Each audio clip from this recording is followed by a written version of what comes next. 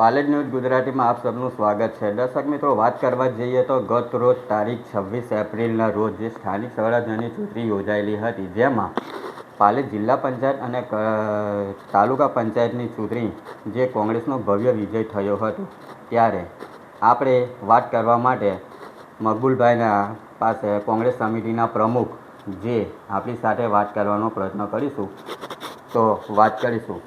મકબૂલભાઈ, જે કોંગ્રેસે પાલેજ જિલ્લા પંચાયત અને તાલુકા પંચાયત જે જીતી છે, તેમાં તમે મતદારોને શું કહેશો? પહેલાં તો દરેક મતદારોનો ખૂબ ખૂબ આભાર કે એમણે અમને જિલ્લા પંચાયત અને 3 તાલુકા પંચાયતમાં જીત આપી છે અને એમણે અમારી પર વિશ્વાસ જતાવ્યો છે અને અમે એમના વિશ્વાસને સફળ કરીશું અને જે પણ કામો હશે, જે પણ હશે તે કરવા અમે કોશિશ કરીશું.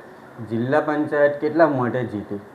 જિલ્લા પંચાયત 1772 જેવા માટે અમે જીત્યા છે ને તાલુકા પંચાયત પાલેજ તાલુકા પંચાયત 1 મતથી જીત્યા છે અને સેગવા જિલ્લા પંચાયત 500ની આસપાસ મતથી જીત્યા છે અને ટંકાળિયા તાલુકા પંચાયત 2200ની જેવી લીડથી જીત્યા છે. ગામ લોકોનો આક્ષેપ પર છે અને હું બોલી ચર્ચા પણ એવી ચાલી રહી છે કે જે બિનહરીફ જે એક ભાજપની જીત થયેલી છે, તેમાં તમે શું કહેવા માગશો?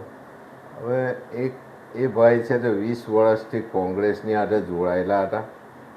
એમને ઘડીકમાં કહેતા હતા હું મારી વાઈફને ઊભી રાખીશ, ઘડીકમાં કહેતા હતા મારી છોકરીને ઊભી રાખીશ, એટલે મેં એમની પાસે બંને ફોર્મ તૈયાર કરાવેલા, એક ડમીમાં એક એમાં. હવે છેલ્લા દિવસે ભાઈએ જે કદમ ઉઠાવ્યું એ મારી હાથે અને કોંગ્રેસ સાથે વિશ્વાસઘાત જ કરેલો છે.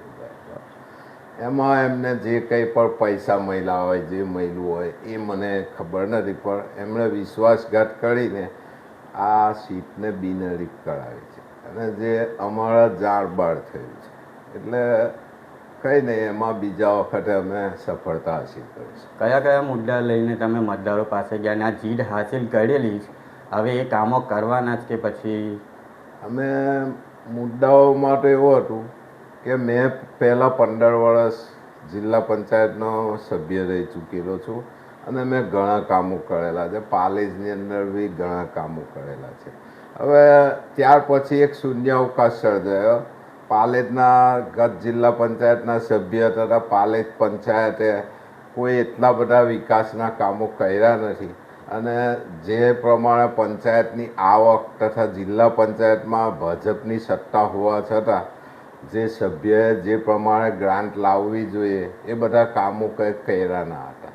તો એ બધા મુદ્દા લઈને અમે પબ્લિક પાસે ગયેલા અને પબ્લિકે અમને પૂરેપૂરો સાથ આપ્યો.